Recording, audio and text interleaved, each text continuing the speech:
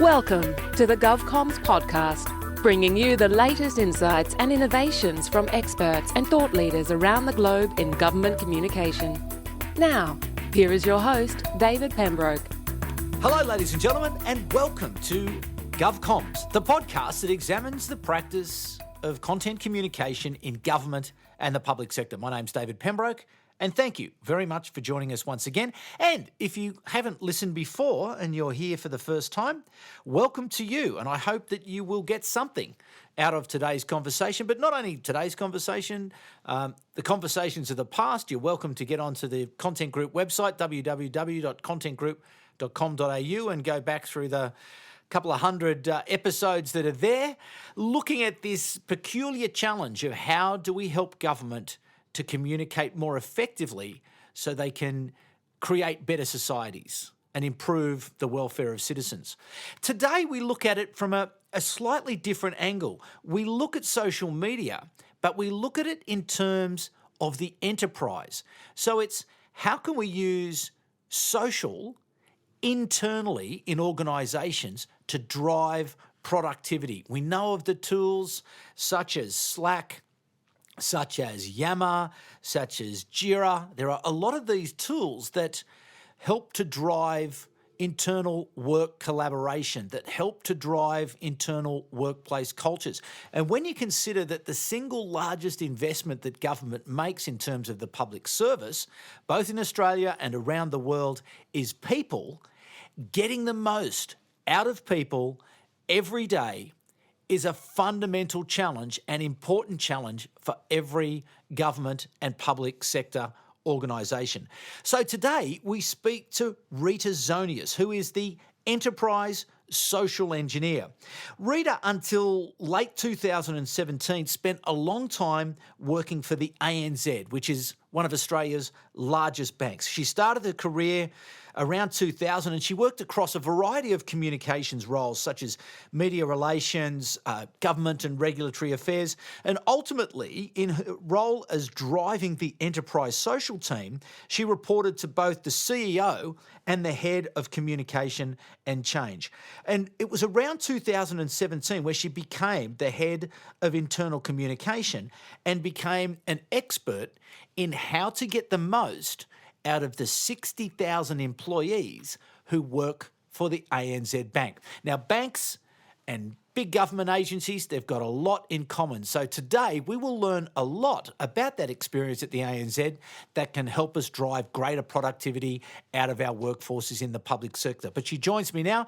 Rita ZONIUS, thank you very much for joining me on GovComms. Thanks for having me, David. So, listen, let's just maybe go back to first principles around enterprise and the challenges and the unique challenges around social media as it relates to the enterprise. What are some of the things that people really need to get right if they are going to sustain a good and effective and compelling social media program over time?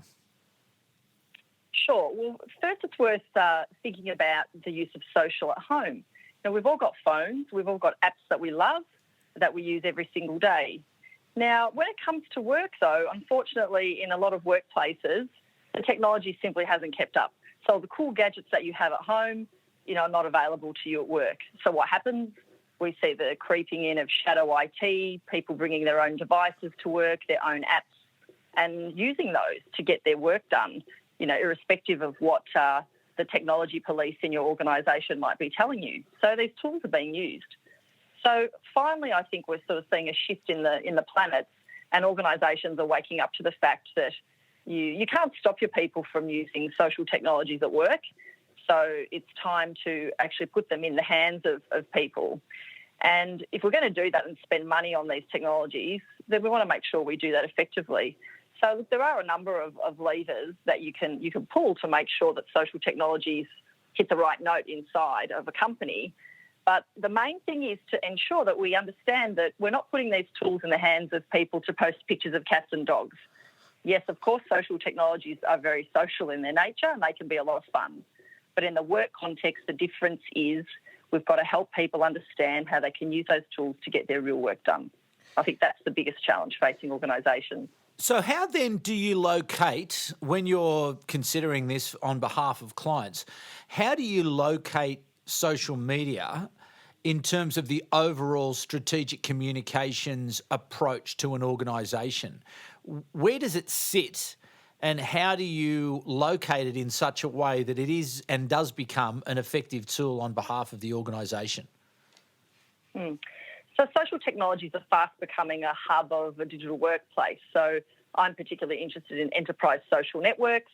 They're kind of akin to a mashup of LinkedIn and Twitter, if you like, but used inside the four walls of an organisation. Now, the reason I like them and why they're becoming a hub and a centre, I guess, of focus for the use of these sorts of technologies in organisations is we're social creatures. You know, we like to get out a bit in the morning and communicate with other people. We like to be around others. We like to connect, collaborate, and communicate with them. And with enterprise social, you have an environment where that can happen. So, look, in terms of where these tools sit in organisations, they could be owned by anyone. They could be owned by the technologists. They could be owned by a digital workplace team. They could be owned by comms.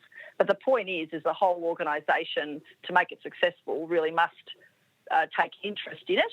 And you just need to think about where it's going to sit in terms of all the other tools that staff have got available to them that they're using to do their jobs. So where do people need to start, or what's a good place to start in terms of building out an enterprise social function that will enable your organisation and your employees to be able to work more effectively and therefore have a better opportunity or greater chance of success of achieving those overarching objectives? Sure. I think this works well and works best, and it applies to enterprise social tools and other new technologies, digital technologies that are coming into the workplace. There's really got to be a commitment from the top of the organisation, from the leadership, to want to take a holistic view of these. The problem with these technologies are if they become owned by one particular team, then that particular team will take the slant that suits them, in terms of implementing it. So, for example, if you give these tools to the technologists to love and hold, you'll have a very technology-focused approach taken to it. So then you might miss the opportunity to use change in communication, for example, to help your people understand why and how they can be using these tools. On the other hand, the flip side is if you were to put these tools in the hands of communication teams, that can be a good thing. You'll certainly nail the change in the comms approach, but some comms people are not renowned for their technical skills. So, there potentially could be some missteps there. So in saying that, the best way for these to work is there must be a commitment from the top of the organisation, a real commitment to want to help people explore and experiment and use social tools to get their work done. And when you have that commitment, there's much more edge and urgency, I guess, around delivering these tools to people in a way that's going to help them get their work done. So how then do you take on that challenge of getting the attention of the senior leadership? Obviously, they're driven by the objectives that they've committed to in terms of the strategic plan. They often like to have a look at a business case, particularly if there's going to be investment of time and resources and effort. So what is your recommended best way for someone who is thinking about using these enterprise social tools to drive greater efficiencies and greater productivities? What's the best way to get the attention of leadership? The best way to get attention of leaders is to speak their language. They've got objectives that they've been set. There are things that they are being measured on that they have to get done. So it's best to position the use of social technologies in the organisation as being an enabler of the things that they're already on the hook for. So it's no good talking to them about these tools as being an added extra or an additional burden, I guess, on the organisation. These tools must become central and an enabler to getting the real work done that they need to get done anyway. Also, too, that what works very well is showing leaders examples from other organisations that have gone down this path. So similar organisations, showing them case studies of how organisations have been able to better innovate, crowdsource, solve problems, using these technologies. And for leaders themselves, these tools are a fantastic environment to help build their own personal impact and influence as well. So, for example, if you're already sending an email recognising someone of a job well done, imagine the power of that in enterprise social, where many, many thousands of eyeballs can see an individual being recognised by a leader. You know, the impact that has on the individual receiving that feedback is extraordinary, and it's great for the leader as well, who's positioning themselves as being someone who's interested in their people and what's going on in the organisation. So for leaders, I think showing them examples, helping them appreciate how these tools can help them cut out, I guess, the permafrost sometimes that exists in our organisation, so that they can hear directly from the grassroots about what's going on. You know, these are the things that usually engage them and help them appreciate how these tools can be put to serious work.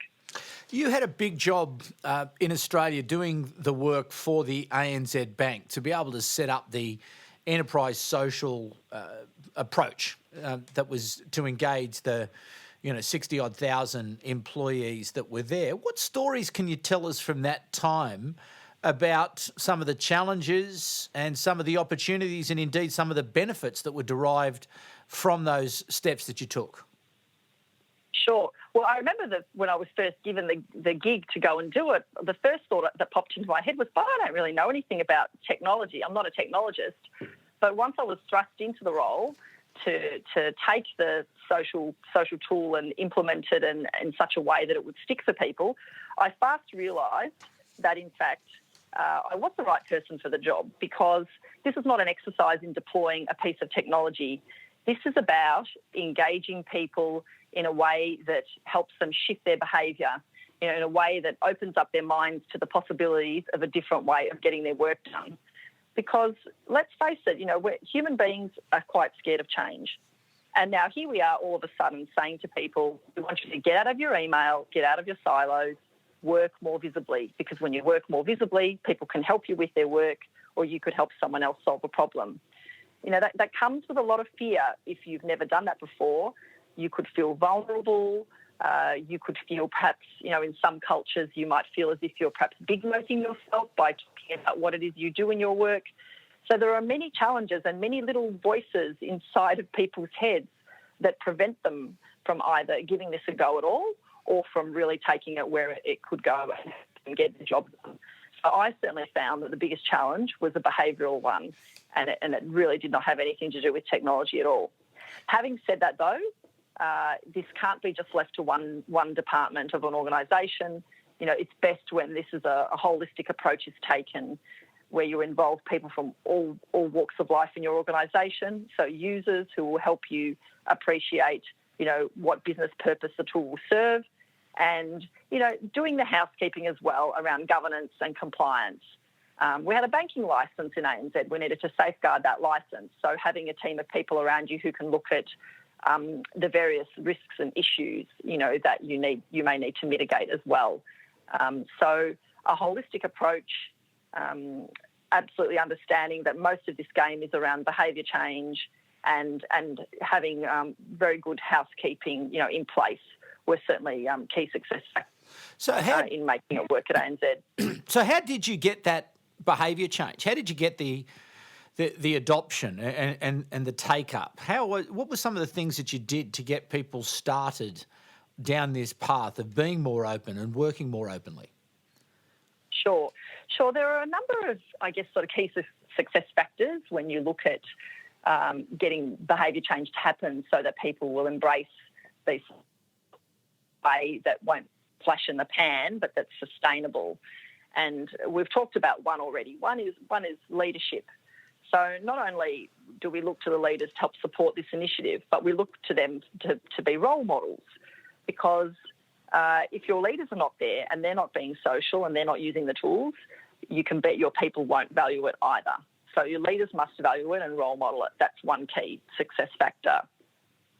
Another is having champions around you as well. So people typically will be happier to ask a colleague, someone that they know who might be sitting near them, for help to use these sorts of tools, rather than perhaps asking someone that they don't know. So having a network of champions, people who are enthusiastic about using social tools in their personal lives, will genuinely be quite happy to help other staff come to grips with using these tools at work as well. The other point is communities of practice. This is now where the real work comes into play. So a real hook and a way to get people to engage with enterprise social is to help them understand how they can use the tools to get their real work done. So things that they're already doing, for example, if they happen to be gathering ideas from staff in one part of the organisation to fix processes, rather than having that done via email and in Excel spreadsheets, how do you re-engineer that process from an old school process to work in a more visible way and a transparent way inside of enterprise social tools that are more visible to everybody?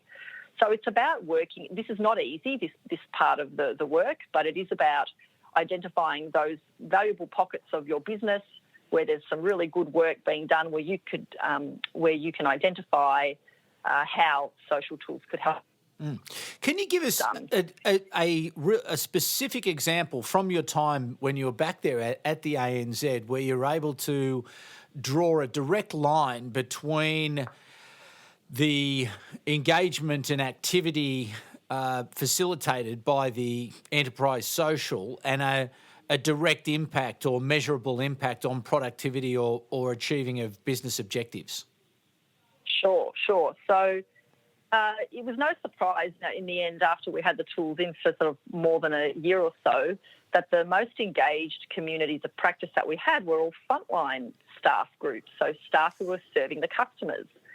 Now, the reason they loved it is because in real time, if they had a customer standing in front of them who had an unusual problem or something they hadn't seen before, rather than trying to sit down and look through various policies and procedures all by themselves and try and solve the problem alone, they could post in the enterprise social network and say, hey, I've got David standing in front of me, he's got this sort of a problem and I've never seen it before, and can you help? And it's amazing where the advice would come from. So I'll give you one real example. We had some challenges with a browser, an internet banking browser, trying to register customers for internet banking. And one staff member in South Australia posted and said, is anyone else having real problems with this? And, all of a sudden an issue that was not an issue, 5 minutes before the guy posted, after he posted, staff from all around Australia came out and said, yeah, we're also having problems. So, problems can be solved in the moment. You can identify, IT issues. You can help solve some real problems. And if you want to extend it further, you can start to put a dollar value on these as well, which is also kind of interesting thing. I think that's still challenging for many organisations to do, but it is certainly worthwhile to make leaders sit up and pay attention. It was exciting to see real problems that staff were having, either with different systems and processes inside the bank or, with customers, where someone who had the answer, who could potentially be overseas in another part of Australia, was able to help a staff member that they didn't even know, existed. So that was absolutely brilliant. Yeah.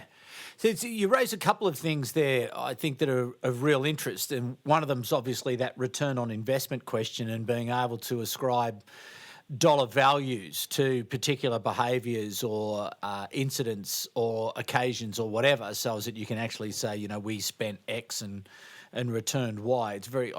I tend to agree with you that it becomes very difficult to be too precise around that. But I'm sure in some of you would have done some benchmarking research around the impact of these things. And what were some of the positive things that staff would say about the introduction of the enterprise social system that you put in place when you asked them?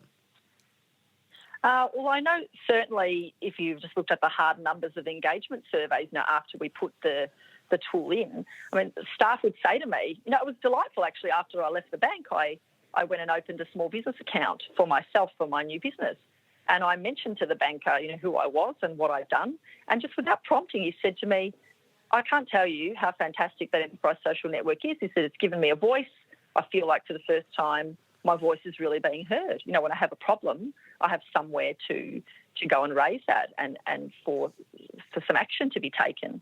So that made me feel all warm and fuzzy, which was really, really exciting. So I think it's when you start, you can get caught up in measuring activity levels inside of these tools. It's really important not to get caught up in that. It's important to focus on the real work and have you got the right people doing the right things inside of those tools. It's not enough to just count the visitors or the likes or the comments. What positive change is going on inside your organisation as a result of action being taken on what leaders are seeing and hearing going on? What positive change is going on as a result of these more social conversations that are going on? That's the exciting thing. So that's a focus on the good and on the positive, but what are the risks? And again, in government, I can just see that the productivity benefits for particularly, it doesn't really matter, does it? Any sort of organisation of any size can benefit from sharing of information, establishing of trust between people, of solving problems together. I don't think there's anything that's going to be delivered by an enterprise social system that isn't relevant to, or the good sides of it, that isn't relevant to a government department or government agency. But what are some of the risks that are in place that you need to understand at the beginning, and then what do you need to do to address those risks? Sure. As you talk, I have a very broad smile on my face. Once upon a time it was more of a grimace, but now I've come out on the other side. I recognise that the challenges and the things that seemed very difficult at the time were indeed, worth battling through to get a successful outcome. So we were talking about behaviours before. The number one fear that a lot of leaders had, and I eyeballed plenty of them as I travelled around Australia and New Zealand and Asia to talk to them about what we were going to do, there was incredible fear from some leaders. They thought that staff would start to do the wrong things, say the wrong things, and that this would be an unmitigated disaster. I talked to a lot of those leaders and they were very fearful that we would jeopardise our banking licence. They worried that staff were going to do the wrong thing, that they would give each other the wrong advice, that all of a sudden people would lose their minds because of working in a more visible way. It really was quite funny at the time. But people, when it comes to enterprise social, they just jump to the worst possible outcome and think that that's exactly what's going to happen. But the fact of the matter is when you have thousands of eyeballs looking at what you're doing, that has quite a calming effect on people, and people really behave themselves. And in the whole time I observed the workings of enterprise social at ANZ, there might have been 2 or 3 times where something might have been a little bit not quite right, certainly not a disaster. But you know what happened? The network would do the work and staff would moderate each other's conversations and counsel one another, when they saw things, perhaps going off the rails a little. So that was one challenge. There was certainly, obviously the bank was a regulated industry, and so there are some existing rules and processes, the things staff were already following to safeguard the privacy of customer information, for example. These things already existed before we got the social tools. So a way of working around that challenge was to make sure that we embedded enterprise social into the existing policies and procedures so that we didn't make it seem, that a whole new set of rules needed to be adhered to. It was very much a case of allaying staff concern that this is, operate the way you normally would, safeguard information, don't post anything in the enterprise social network that you wouldn't post now on the intranet or that you wouldn't share, more widely with others. So we made it, we really focused on making sure that staff understood that these tools were not going to be a hindrance to them working, and they needn't be fearful. If they understood where the boundaries were, the way they would normally conduct themselves, they just simply needed to adhere to those rules as they went about their business inside of the enterprise social tool. So did you have to get involved in much training, or was it something, given that people are so used to using social media, or many people are so used to using social media, that it really wasn't so much of a problem? That's a really good point, and that would be the fourth lever. We were talking about the enabling factors before, and training is key. And when I talk about training, I don't mean, press button A and press button B. Yes, of course, people need to have a bit of an appreciation of the functionality. A lot of these tools are fairly intuitive anyway. related to those issues of fear and concern that people have around working more visibly, we found ourselves spending quite a lot of time working with staff and training them on how to work out loud, how to work more visibly, what that would mean to collaborate with others, what were good examples of that in action. So I guess we'd become so accustomed in the workplace to working on our own or working in our little teams and in emails and, under the cover of darkness, that all of a sudden we're saying to people, come out from the shadows, work in a more visible way and collaborate and work together. Some staff, frankly, didn't understand what that looked like. So the education has got to be about getting people in the right mindset to appreciate how they can work visibly, as well as the functional training. So it's not just tools training. It absolutely has got to be about making people feel comfortable in their own heads to do this well. So did you start small or did you just roll it out immediately across the whole of the entire bank network? We started small. The IT people certainly wanted us to do that just from a load, and technical perspective, but it also made sense from a change perspective as well. So because we wanted to mobilise people around real work, we went to the areas of the business that had particular, big goals that they were wanting to achieve, and we asked them if they would form part of the early rollout. And so that meant identifying champions in those areas and training them up to help us be able to be advocates and evangelists for the use of this tool across the bank.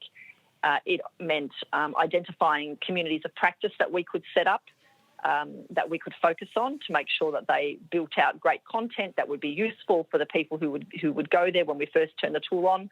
And then beyond that, beyond key communities of practice and some basic training, we also rolled this out in according to geography as well. So we certainly just didn't turn it on. That would have been very, very difficult. We turned it on gradually, and I think there was momentum that built in that as well, and there was some excitement with that as well, where staff were eagerly kind of anticipating these tools coming to them. So I'm glad we did that. I think the smartest thing we did was go with communities of practice that were related to big goals and real work, because there's nothing more motivating for people than to start to recognise that here's a place where I can go, will help me get my job done, get my work done faster, help me solve my problems. So I think that worked incredibly well for us. So just in terms of the content piece of it, what was the most popular content that you found got the best reaction on the enterprise social network? I think it's not that different to what you would see in external social channels. People want to be engaged in a conversation. People don't really love being talked at. So content that was, one way essentially, where people were not seeking to engage a response, tended to fall flat. So content that worked really, really well was content that asked people to engage, that asked questions, polls, chats, where people were genuinely engaging in a two-way, a multi-directional conversation worked really, really well. And then because we had communities of practice that were aligned to specific goals and objectives of their own, people were very engaged in their own communities, providing those communities really focused on their core content. So, for example, for the retail frontline in Australia, problem solving was a big pulling lever for staff. So staff were motivated to go to look at the content there because they knew it would be associated with problems that they were experiencing, in their day-to-day work. So that was motivating for them. So the content differed across the different communities of practice and right across the organisation. The fun stuff as well. I mean, we let the fun stuff grow and develop all on its own. So staff set up communities, where they were interested in running at lunchtime or watching movies or food. Staff shared ideas, shared their best tips for food. If you were travelling around the ANZ network and going to another country, where could I get a great cup of coffee? Those sorts of things, worked really, really well. So, yeah, the engaging content was quite different. Some of it was fun, some of it was work-related. But where it worked best was where there was a genuine intent to engage in a conversation, that the one-way stuff which I must say for some leaders was really hard to get them out of that headspace. In the one-way communication simply doesn't really work in a social network. So where does enterprise social sit on the sort of maturity scale? You know, I know you travel and lecture overseas, you consult in Australia and lecture here in Australia. When you take a view on particularly enterprises, large organisations, where do you think they sit in terms of the adoption of these tools to drive productivity and engagement in their staff? Sure. So sometimes I reflect, I think, gee, we've come far as a world, in terms of the digital workplace and we're doing a pretty good job. And then, I'll hear from an organisation that is still struggling to talk to its leaders about why they should be being social in the first place. So every time I think there's some great progress being made, and indeed there is in many organisations around the world, there are still organisations that are having trouble getting their leaders to see value, in this at all at the moment. It's still seen to be unproductive and a waste of time somehow. I think the other thing that confuses people and bamboozles us a bit too is there are so many tools flooding the market. And if you're a customer that's never been in this space before, you can easily be seduced by vendors who promise you the world. And if you're unclear about your business purpose, your business objective, and then you don't really have a great understanding of how these tools work, you could fast find yourself buying some technology that perhaps doesn't really meet your purpose. So that's a sort of a scary thing, I guess, going on in the environment. But happily, I was at a digital workplace conference in Chicago recently, and I talked to a lot of vendors who were there selling their tools. And, happily, these guys are now working out that they can't go to customers and just have a conversation about the functionality of their tools and work through a checklist of functionality. They now appreciate that they've got quite a bit of a job to do to help their customers understand how they will meet a business purpose in using these tools. So it's stepping a bit outside their boundaries. Some of them are struggling with it, but for the most part, I think most vendors now are recognising they have to talk to their customers about what sort of employee experience they're going to help their customers build, rather than talking to them about the functionality of their tools. All right. Well, that's almost a topic for a podcast by itself. What is the right tool to use, and how can you integrate them, and how can you train people? But we will have to wrap it up there. Rita, how can people get in contact with you if they're interested in getting started and they want some feedback and they might be able to ask you a few questions? What's the easiest way for someone to make contact with you to explore what is obviously a critically important? The biggest investment in government public sector organisations are the people, and it's getting the best out of the people that really the leadership in the public service is looking at. So how might they best get in contact with you? Sure. Well, I can talk underwater about this subject. There is no doubt about it. But because we're talking social here, so I practice what I preach. I am on Twitter, I am on LinkedIn, and people will be able to find me on Twitter at Rita ZONIUS. And yes, I am not far away in the Twitter sphere or in the land of LinkedIn. And I'll be very happy to chat to anyone who's thinking about this, or perhaps they've gone in and had a go and are feeling that they're just not getting the value out of it. So I love talking enterprise social. It's the way of the future. It's how we're going to solve problems, innovate, crowdsource, in the future, working in virtual communities online. So we've all got to get used to it. Rita, thank you so much for spending some time with us today and with the audience and giving us the benefit of your wisdom in this space, because I think it is something that many of the audience of GovComms would be thinking about right now, thinking if they haven't started, that they need to get started. And if they do need to get started, they can take a lot away from our conversation to do in what are some of the benefits, how might they sell it into the line, and how can they get started? It's one of those things. So to you, thank you very much. And to you, the audience, thank you for coming back once again this week. Great conversation today around enterprise social, and we will have another fine guest at the same time next week. But for the moment, It's bye for now. You've been listening to the GovComms podcast. If you enjoyed this episode, be sure to rate and subscribe to stay up to date with our latest episodes.